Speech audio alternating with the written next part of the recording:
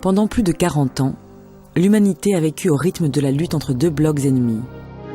Deux ensembles menés par les États-Unis et l'Union soviétique. Chacun, convaincu de posséder le meilleur système politique, la meilleure idéologie, a rivalisé avec l'autre par ses forces militaires, économiques, scientifiques et même culturelles. Cette opposition a influencé tous les pays du monde, occasionné plusieurs conflits, failli déclencher une apocalypse nucléaire, mais elle n'a jamais provoqué une véritable guerre mondiale entre les deux blocs. C'est ce qu'on a appelé la guerre froide.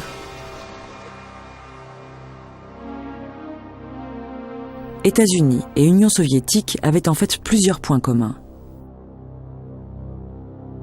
Ce sont des pays de pionniers qui ont conquis de vastes territoires. Les Américains sont allés toujours plus loin, vers l'ouest. Les Russes, peuple fondateur de l'Union soviétique, ont progressé vers les immensités de l'Est. Au début du XXe siècle, on les considère comme deux pays jeunes, en expansion rapide, mais aussi des pays peu impliqués dans les affaires du monde. Ce qui va tout changer, ce sont les événements qui surviennent en Europe. Le continent qui, à l'époque, dominait le monde, est secoué par de violentes turbulences.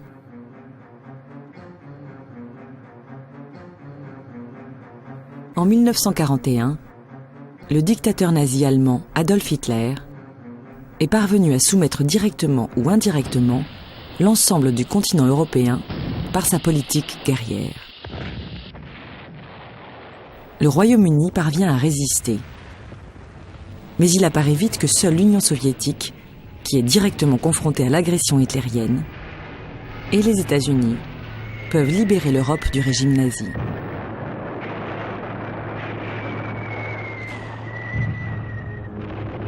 Les forces américaines et canadiennes traversent l'Atlantique et avec les Britanniques débarquent sur le continent européen. Les Soviétiques qui ont mobilisé en masse progressent à partir de l'Est. Sur ces images, les armées soviétiques et américaines se rencontrent au cœur de l'Allemagne, qu'elles viennent de vaincre. Nous sommes en 1945. On y voit une ambiance amicale, une ambiance qui ne va pas durer. Très rapidement, des tensions apparaissent. L'ennemi nazi vaincu, les différences entre les deux pays prennent la première place. Et ces différences sont énormes.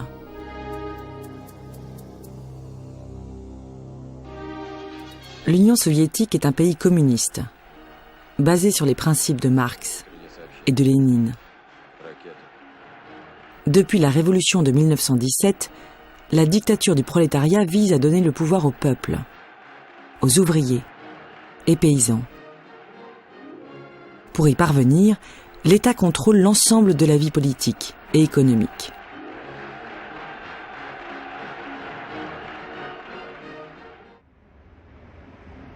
Aux États-Unis, on parle aussi de pouvoir du peuple, mais dans un sens très différent. Le rôle de l'État est restreint. Le pouvoir du gouvernement est limité par la loi. La liberté des individus est valorisée. L'économie du pays est surtout privée. Et on compte sur la libre concurrence pour assurer la prospérité de la population. Ces deux visions opposées vont rapidement trouver où se confronter. Sur le continent européen, qui se relève à peine de la guerre.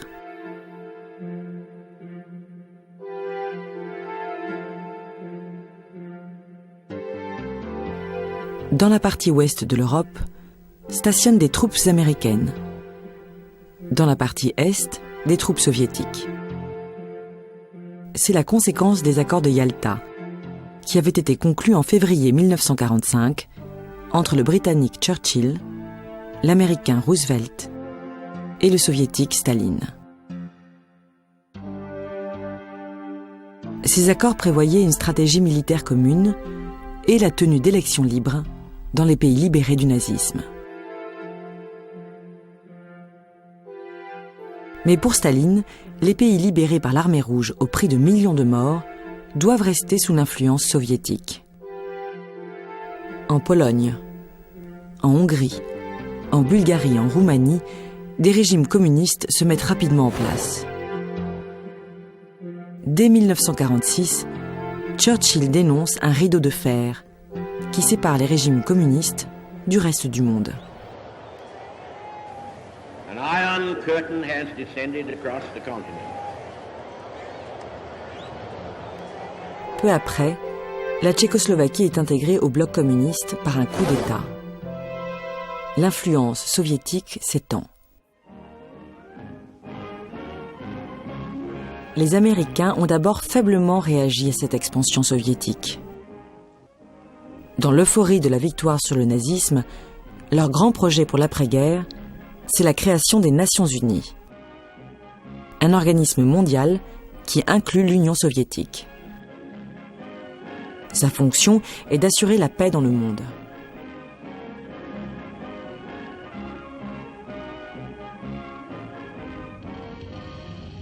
Mais face aux avancées de l'URSS de Staline, le climat change brutalement aux États-Unis. Ce qu'on appelle la menace communiste devient la préoccupation numéro 1. Et le pays se met même à surveiller ses propres citoyens, suspects de connivence avec l'ennemi.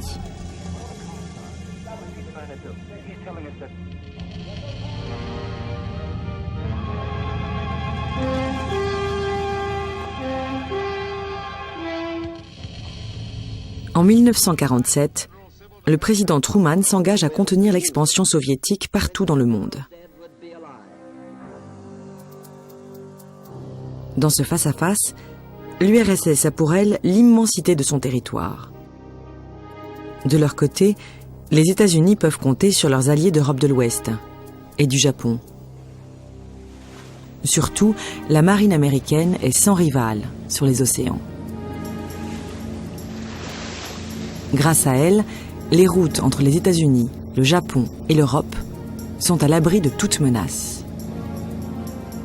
Dans le domaine militaire, la carte maîtresse des Américains est l'arme atomique. Ils sont alors les seuls à la posséder. Autre atout des États-Unis, la puissance économique. Le pays lance le plan Marshall, une immense aide financière accordée à l'Europe pour redresser son économie et réduire l'influence communiste. Le plan Marshall est proposé à tous les pays, mais seule l'Europe de l'Ouest l'accepte. La grande question à l'époque est: que va devenir l'Allemagne ? Dans le pays vaincu de la Seconde Guerre mondiale, la population vit dans de grandes difficultés. Depuis sa défaite, le pays est divisé en 4 zones d'occupation. Américaine, anglaise, française et soviétique. La capitale, Berlin, située en zone soviétique, est aussi partagée.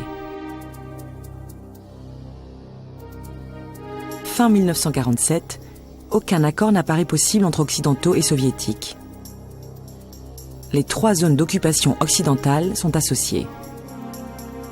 En rétorsion, Staline coupe les liaisons terrestres avec Berlin-Ouest, pensant l'asphyxier. Mais les États-Unis et leurs alliés parviennent à ravitailler la ville par les airs. C'est le premier pont aérien de l'histoire.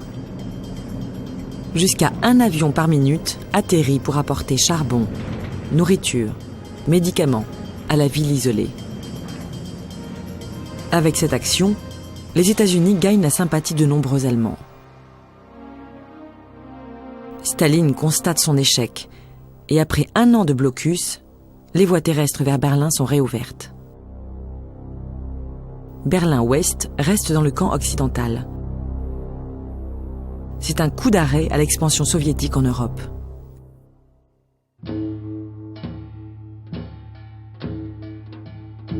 Mais à l'autre bout du monde, en Asie, le mouvement communiste obtient un succès retentissant. La Chine, le pays le plus peuplé du monde, est conquis par Mao Tse-tung, qui installe un régime allié de l'Union soviétique.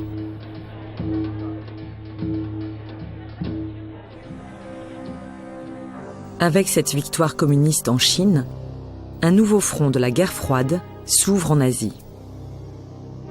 L'île chinoise de Taïwan, restée non communiste, reçoit le soutien des États-Unis. Au Vietnam, la domination française est contestée par une insurrection menée par le Parti communiste, qui se bat pour l'indépendance. Dans le nord du pays, les Français sont particulièrement mis en difficulté. Mais le grand point chaud est la Corée.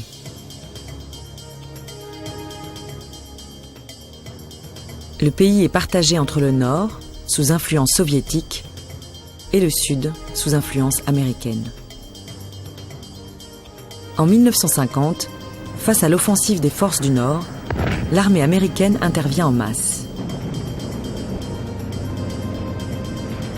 La rivalité entre les deux blocs engendre son premier affrontement de grande ampleur.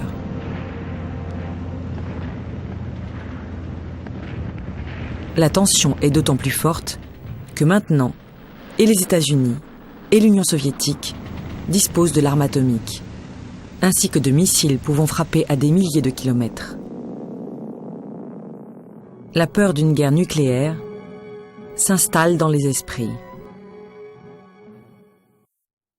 La logique bloc contre bloc se renforce. L'OTAN, l'organisation du traité de l'Atlantique Nord, réunit depuis 1949 les armées des États-Unis, du Canada et des principaux pays d'Europe de l'Ouest. Ce traité prévoit que toute agression contre un de ces pays sera considérée comme une agression contre tous, et que tous y répondront. Quant au bloc de l'Est, son destin repose sur la personne de Staline. En 1953, sa mort choque le monde. Le leader soviétique était l'objet d'un véritable culte de la personnalité, en URSS et bien au-delà. Mais son successeur, Khrouchtchev, dénonce ses crimes. Plusieurs millions de morts, dont de nombreux communistes.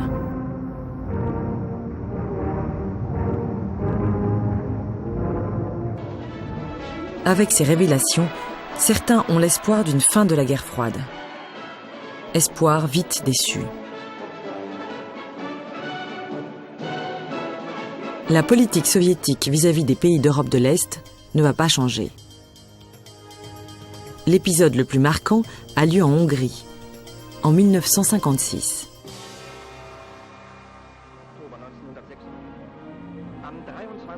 Mécontente du régime mis en place par l'Union soviétique, la population de Budapest se soulève. Les manifestations deviennent rapidement une insurrection, qui parvient en quelques jours à renverser le gouvernement pro-soviétique.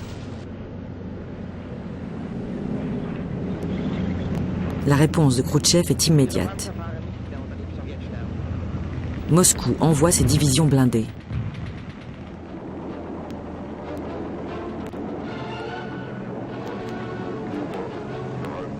Faiblement armés, les Hongrois ne peuvent longtemps résister. Le pouvoir pro-soviétique est remis en place. Souvent impopulaires en Europe de l'Est, les soviétiques bénéficient par contre d'un véritable engouement dans de nombreux pays du tiers-monde, qui souhaitent échapper au colonialisme ou à la domination occidentale.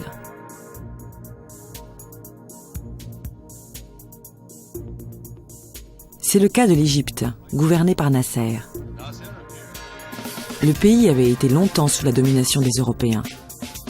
Mais par volonté d'émancipation, il se rapproche de l'URSS.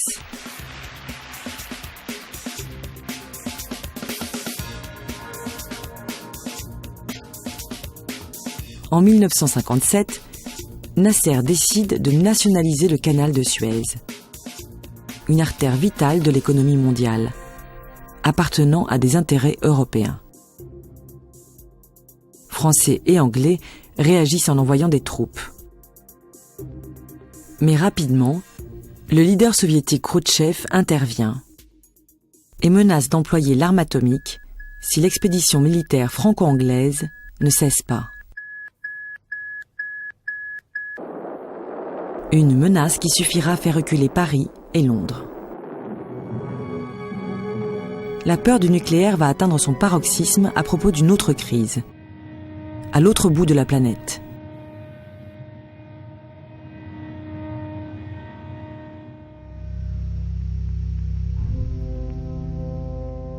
Sur l'île de Cuba, Fidel Castro a pris le pouvoir suite à une révolution socialiste. Mais il se trouve que Cuba n'est qu'à quelques dizaines de kilomètres des États-Unis. Lorsqu'un avion espion américain découvre en 1962 que des missiles nucléaires soviétiques sont installés à Cuba, la crise est inévitable. Le président Kennedy exige le retrait de ces missiles.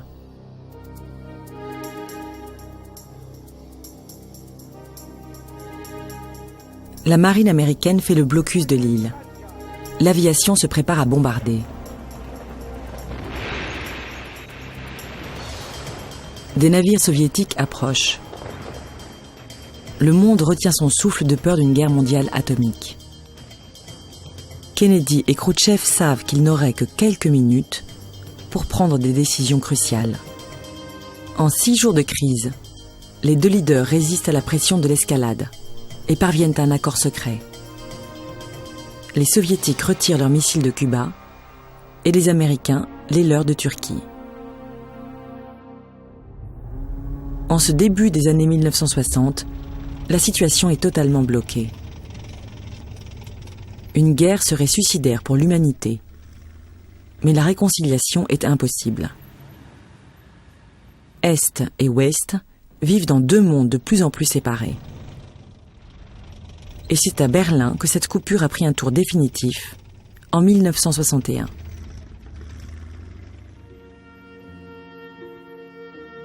Berlin était le dernier point de passage entre l'Allemagne de l'Est et l'Allemagne de l'Ouest. Un point de passage déjà utilisé par 3 millions de personnes qui avaient fui l'Est. Pour arrêter cet exode, le régime communiste décide de construire un mur. Au cœur de la ville, on installe des barbelés. On condamne des immeubles. Avant que la séparation ne soit complète, des milliers de Berlinois de l'Est tentent de rejoindre l'Ouest.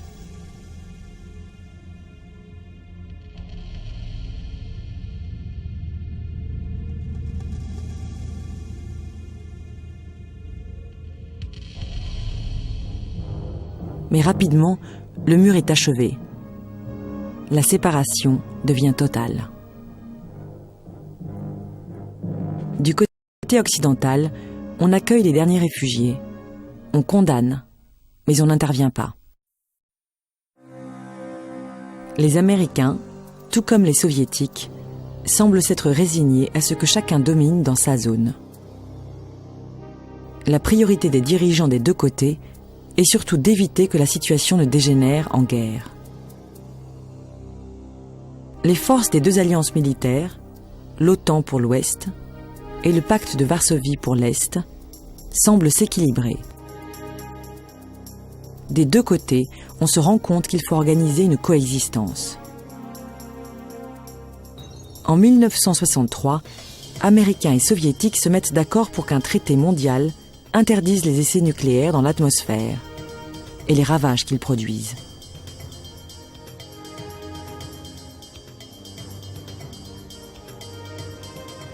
Une nouvelle période s'ouvre dans la guerre froide, la détente. La rivalité continue, mais elle devient plus pacifique.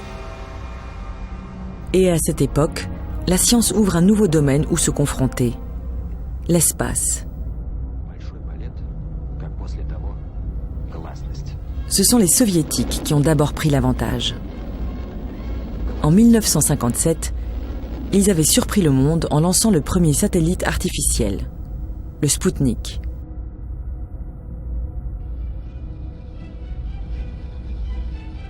En 1961, ils avaient placé le premier homme en orbite, Youri Gagarin.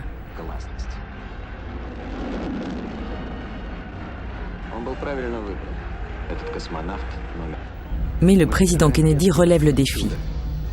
Et en 1969, ce seront les Américains qui mettront les premiers le pied sur la Lune.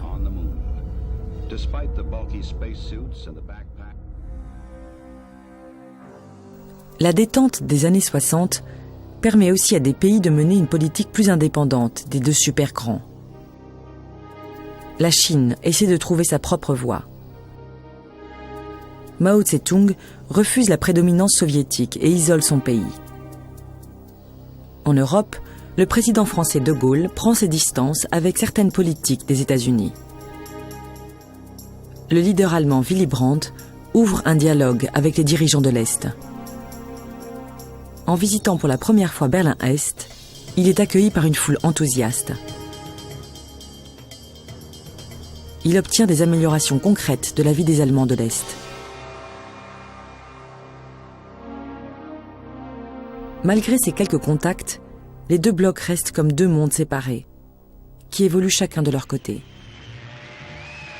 À l'Ouest, la société, la culture, les mentalités se transforment rapidement dans les années 60 et 70.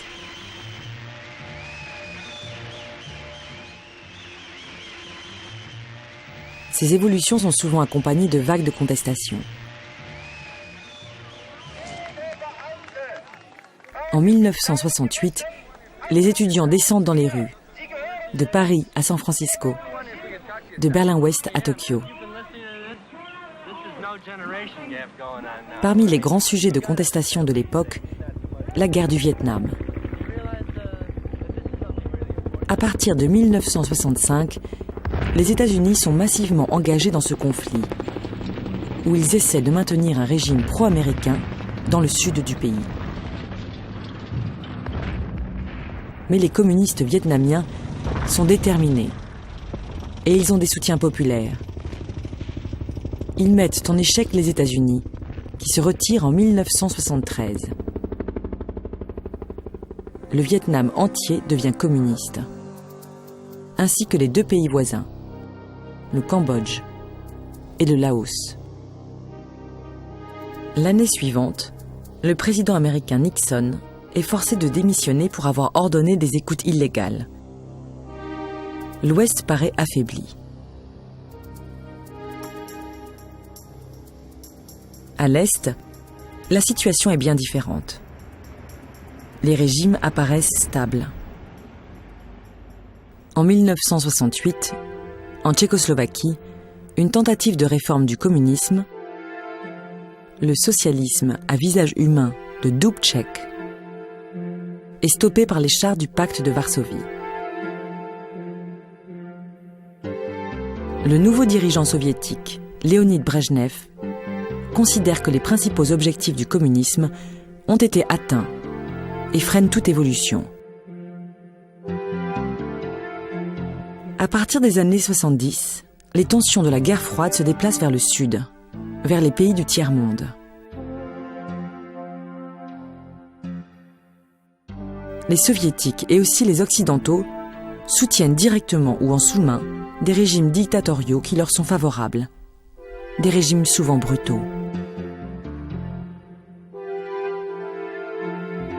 Mais avec le développement des médias, et surtout de la télévision, les opinions publiques occidentales prennent conscience des événements qui se déroulent sur d'autres continents et réagissent. L'organisation britannique Amnesty International lutte contre les emprisonnements abusifs, qu'ils soient commis par des régimes pro-américains ou pro-soviétiques.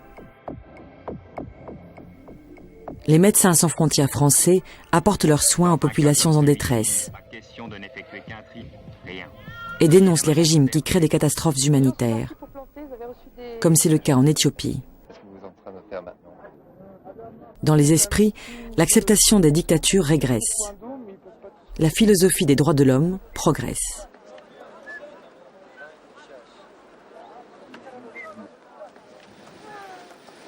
Au début des années 1980, Un des principaux lieux d'action des humanitaires est l'Afghanistan. L'armée soviétique est rentrée massivement dans le pays en 1979 pour soutenir un régime communiste en difficulté.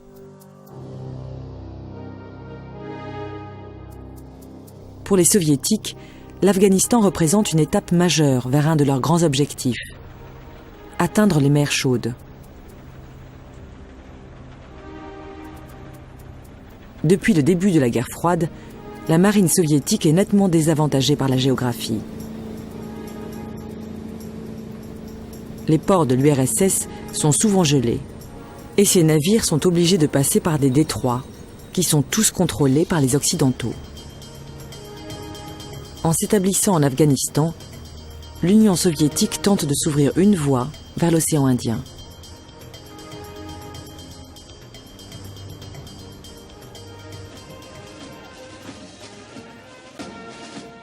Dans ces années 80, la tension remonte entre les deux blocs.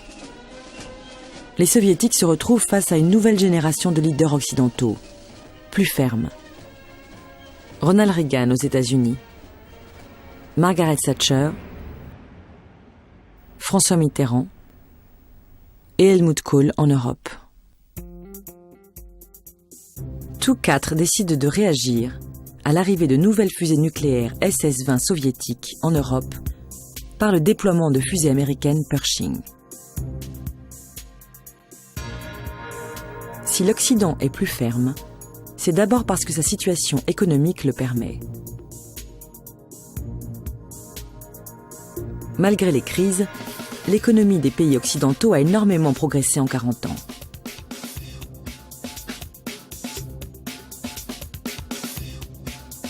Aux anciennes pénuries a succédé une société de consommation, avec des produits toujours nouveaux, disponibles en masse.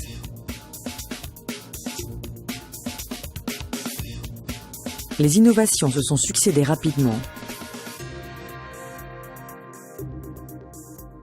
Et le début des années 80 voit l'arrivée des ordinateurs personnels.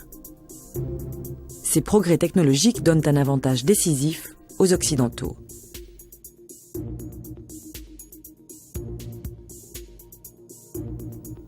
Le président Reagan en profite même pour lancer un programme dit de guerre des étoiles, basé sur des satellites guidant des tueurs de missiles.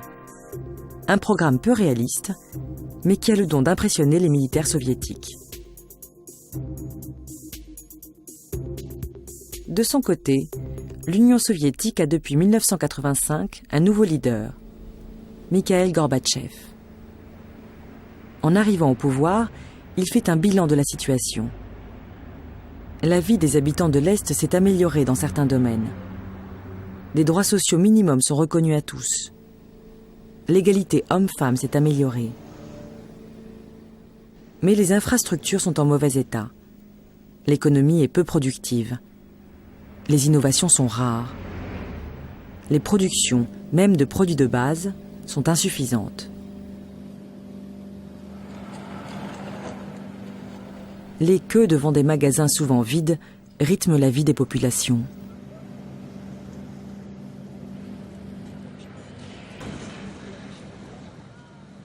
Dans le monde entier, la confiance dans le modèle soviétique et dans l'économie entièrement contrôlée par l'État est ébranlée.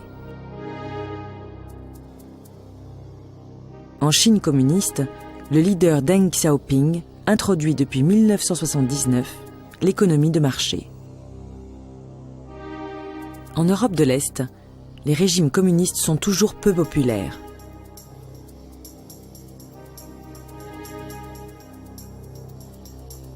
En 1981, en Pologne, le mouvement de revendication lancé par le syndicat Solidarité de Lech Walesa n'a pu être arrêté qu'en décrétant l'état d'urgence.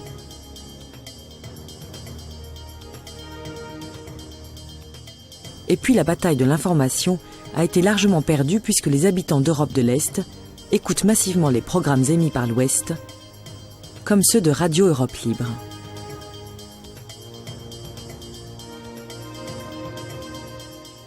Le seul point fort de l'Union soviétique est son impressionnante armée.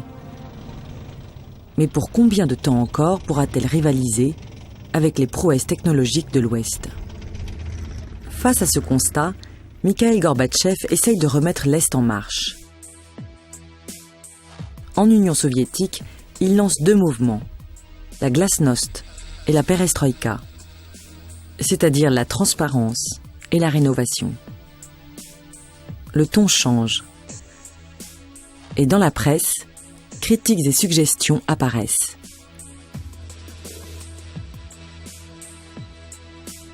La politique extérieure change aussi. En Afghanistan, Gorbatchev ordonne le retrait des troupes soviétiques qui s'épuisaient face à la guérilla islamiste. En Europe de l'Est, les leaders communistes sont invités à décider par eux-mêmes de leurs orientations.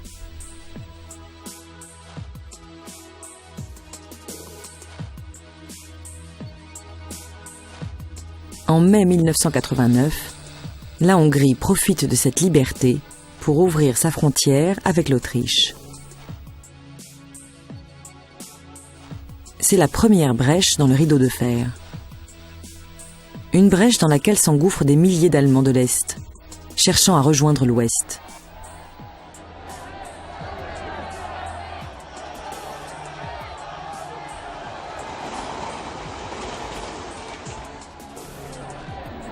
Comme il y a 40 ans, l'Allemagne est au cœur des enjeux. En Allemagne de l'Est même, la population sent la nouvelle atmosphère. Les manifestations se succèdent, réclamant des médias indépendants et surtout des élections libres.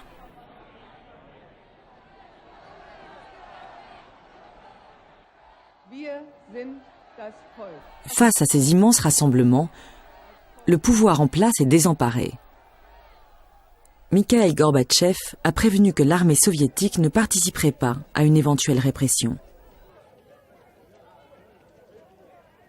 Dans l'improvisation, le gouvernement est-allemand émet le 9 novembre 1989, en fin d'après-midi, une déclaration confuse sur les possibilités de voyage hors du pays.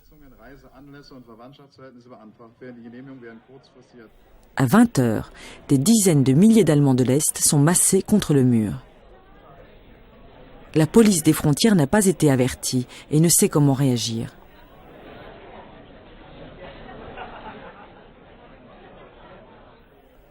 À 21h30, un premier point de passage s'ouvre. Le mouvement devient irrésistible. Les Berlinois de l'Est retrouvent les Berlinois de l'Ouest, venus à leur rencontre.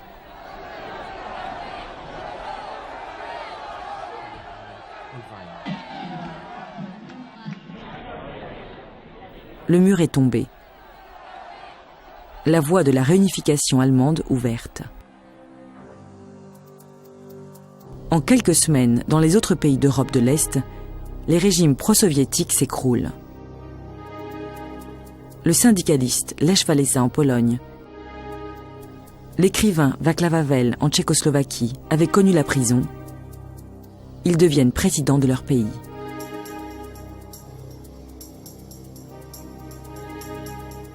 Mais en Union soviétique, Mikhaïl Gorbatchev est dépassé par les bouleversements qu'il a lui-même mis en route.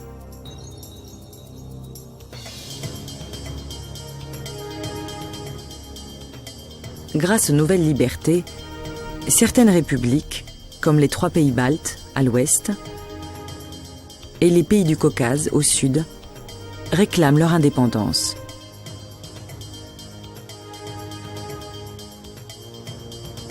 En Russie même, la population est divisée entre ceux qui veulent conserver un système communiste et ceux qui souhaitent une démocratie libérale. La confusion s'installe. Une tentative de coup d'État est même menée par les défenseurs du système soviétique. Finalement, c'est Boris Eltsine qui s'impose à la tête de la Russie. Il prend des mesures radicales. Le Parti communiste est interdit. Et surtout, il dissout l'Union soviétique, qui cesse d'exister le 26 décembre 1991. Pour la nouvelle Russie démocratique, commence une période de doute, d'espoir. mais aussi de difficultés. En ce début des années 90, la guerre froide est finie. Chose longtemps impensable, les chefs d'état-major américains et russes se congratulent chaleureusement. Pour les Occidentaux, c'est l'aboutissement de plus de 40 ans d'efforts. Les États-Unis se retrouvent seule superpuissance mondiale et s'interrogent sur la manière d'assumer ce nouveau rôle. Pour gérer les affaires du monde, l'ONU retrouve soudainement une nouvelle jeunesse et multiplie les opérations de maintien de la paix. Enfin, la fin si soudaine de la guerre froide fait penser à beaucoup que la démocratie va se généraliser dans le monde entier.